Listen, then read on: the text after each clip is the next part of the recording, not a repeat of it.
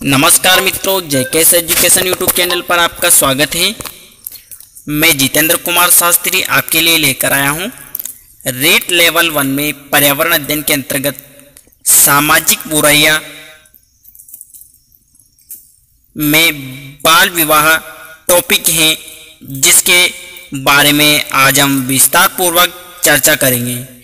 तो मित्रों, सबसे पहले हम बाल विवाह का अर्थ देखेंगे, बाल विवाह के कारण देखेंगे, बाल विवाह के दुष्परिणाम देखेंगे और बाल विवाह निवारण हेतु सरकारी उपाय देखेंगे। ठीक है, इन सब के बारे में हम आज डिटेल से चर्चा करेंगे। ठीक है, तो देखते हैं सबसे पहले बाल विवाह का अर्थ। सरकार द्वारा निर्धारित विवाह योग्य न्यूनतम आयु से कम आयु में विवाह करना बाल विवाह कहा जाता है। ठीक है मित्रों, रिपीट करना चाहूँगा कि सरकार द्वारा विवाह योग्य न्यूनतम आयु से कम आयु में विवाह करना बाल विवाह कहलाता है। ठीक है, तो वर्तमान में विवाह योग्य न्यूनतम आयु कितनी रखी गई है? ठीक है, तो वर्तमान में विवाह योग्य न्यूनतम आयु लड़कों के लिए 21 वर्ष निर्धारित की गई है और लड़कियों के लिए 18 वर्ष निर्धारित की गई है। ठीक है, लड़कों के लिए 21 वर्ष निर्धारित की गई है। ठीक है, और लड़कियों के लिए 18 वर्ष निर्धारित की गई है।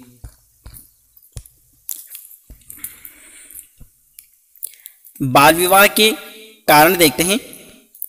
ठीक है, बाल विवाह के कौन कौन से कारण हो सकते हैं? ठीक है, देखते हैं। माता पिता द्वारा बेटियों की शादी को बोझ समझना, माता पिता द्वारा बेटियों की शादी को बोझ समझना यह बाल विवाह का कारण है। ठीक है, शिक्षा का अभाव यह भी बाल विवाह का कारण है। परिवारों की आर्थिक स्थिति निम्न होना यह भी बाल विवाह का कारण माना जाता है। ठीक है, रूढ़िवादी परंपराओं का होना यह भी बाल विवाह का कारण है। ठीक है, आगे देखते हैं। बाल विवाह के दुष्परिणामों के प्रति जागरूक न होना, बाल विवाह के दुष्परिणामों के प्रति जागरूक न होना ये सभी बाल विवाह के कारण माने जाते हैं। ठीक है, तो रिपीट करना चाहूँगा। बाल विवाह के कारण माता पिता द्वारा बेटियों की शादी को बोझ समझना, शिक्षा का अभाव, परिवार की आर्थिक स्थिति निम्न होना, रूढ़िवादी परंपराओं का होना और बाल विवाह के दुष्परिणामों के प्रति जागरूक न होना ये सभी बाल विवाह के कारण माने जाते हैं। ठीक है, तो आगे देखते हैं बाल विवाह के दुष्परिणाम। बाल विवाह के कौन कौन से दुष्परिणाम हो सकते हैं, आइए एक एक करके जानते हैं। ठीक है, बच्चों का शारीरिक एवं मानसिक विकास न होना, ये क्या है? बाल विवाह का दुष्परिणाम है। ठीक है, क्या है मित्रों? शारीरिक और मानसिक विकास न होना। ठीक है, आगे देखते हैं। शिक्षा से वंचित रह जाना, बाल विवाह कर दिया जाता है तो वह शिक्षा से वंचित रह जाता है। ठीक है, आगे देखते हैं। लड़कियों का स्वास्थ्य ठीक न रहना, यह भी बाल विवाह का दुष्परिणाम माना जाता है। ठीक है, बाल विवाह के पश्चात उत्पन्न होने वाली संतानों का अस्वस्थ होना, यह बाल विवाह का दुष्परिणाम है। सर्वश्रेष्ठ परिवार का निर्माण न बन पाना, यह भी बाल विवाह का परिणाम है। ठीक है, जनसंख्या में वृद्धि, यह भी बाल विवाह का परिणाम है। ठीक है, अब एक बार और देख लेते हैं। ठीक है, बाल विवाह के दुष्परिणाम। बच्चों का शारीरिक एवं मानसिक विकास न होना, शिक्षा से वंचित रह जाना, लड़कियों का स्वास्थ्य ठीक न रहना, बाल विवाह के पश्चात उत्पन्न होने वाली संतान का स्वस्थ होना, सर्वश्रेष्ठ परिवार का निर्माण न बन पाना और जनसंख्या में वृद्धि होना, ये सभी क्या है? बाल विवाह के दुष्परिणाम माने जाते हैं। ठीक है, तो आगे बढ़ते हैं मित्रों। अब आगे देखते हैं बाल विवाह निवारण हेतु सरकारी उपाय। बाल विवाह निवारण हेतु सरकारी उपाय। सरकार के द्वारा बाल विवाह को रोकने के लिए क्या क्या प्रयास किया गया है, इसके बारे में मित्रों डिटेल से पढ़ेंगे। ठीक है, बाल विवाह को रोकने के लिए सबसे पहले एक एक्ट बनाया गया है जिसका नाम है शारदा एक्ट 1929। क्या नाम है मित्रों? शारदा एक्ट 1929। ठीक है, इसको मित्रों लागू किया गया था, 1 अप्रैल 1930। 1 अप्रैल 1930 में शारदा एक्ट 1929 को लागू किया गया था। ठीक है, जो शारदा एक्ट बनाया गया था ये हरविलास शारदा की सिफारिश पर इस एक्ट को बनाया गया था। ठीक है, किसकी सिफारिश पर बनाया गया था मित्रों? हरविलास शारदा की सिफारिश पर यह एक्ट बनाया गया था। हरविलास शारदा अजमेर के रहने वाले थे, ये अजमेर के निवासी थे। ठीक है मित्रों, शारदा एक्ट 1929 में 2 बार संशोधन हुआ। पहली बार संशोधन हुआ 1949 को, दूसरी बार संशोधन हुआ 1978 में।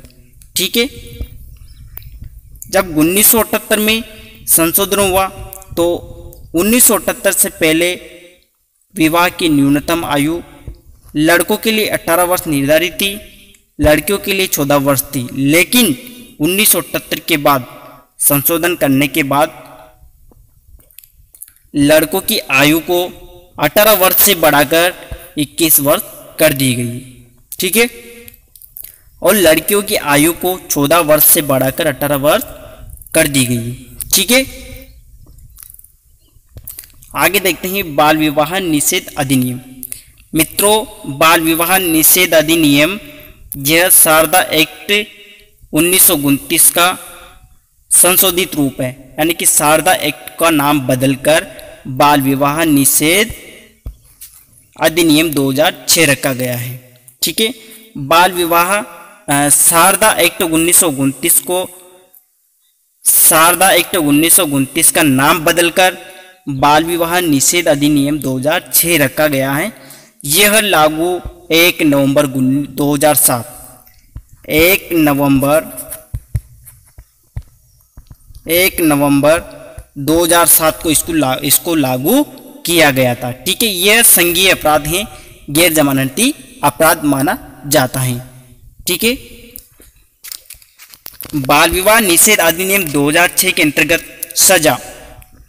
मित्रों, इसमें सजा 2 वर्ष की कारावास है। ठीक है, 2 वर्ष का कारावास है या फिर 1 लाख रुपए का दंडनीय अपराध है। ठीक है, या फिर 2 वर्ष या 1 लाख दोनों का ही दंड दिया जा सकता है। ठीक है, आगे देखते हैं महत्वपूर्ण तथ्य बाल विवाह को लेकर। महत्वपूर्ण तथ्य देखते हैं मित्रों, सबसे ज़्यादा बाल विवाह अक्षय तृतीया को होता है, जिसको आका तीज भी बोला जाता है।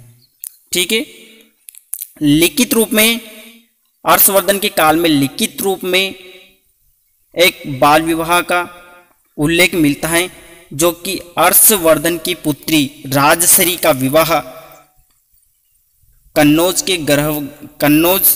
गर्भवर्धन के साथ किया गया था।